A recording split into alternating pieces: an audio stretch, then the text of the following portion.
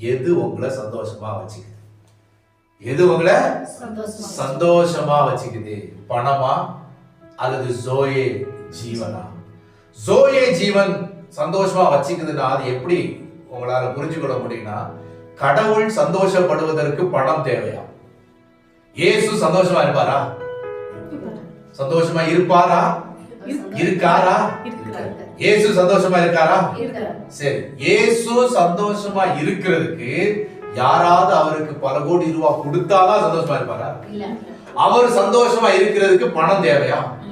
இல்ல. பணம் தேவை இல்ல. அதே போலதான் நாம சந்தோஷமா இருக்கிறதற்கு நமக்கு பணம் தேவை இல்லை. பணம் தேவையா? பணம் கண்டிப்பா தேவை.